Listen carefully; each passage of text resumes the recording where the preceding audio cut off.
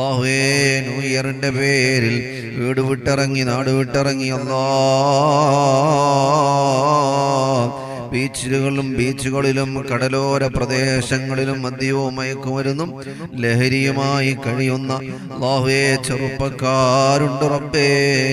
ഹിദായത്ത് കൊടുക്കണേ അല്ലാഹ്, ഹിദായത്ത് കൊടുക്കണേ അല്ലാഹ്.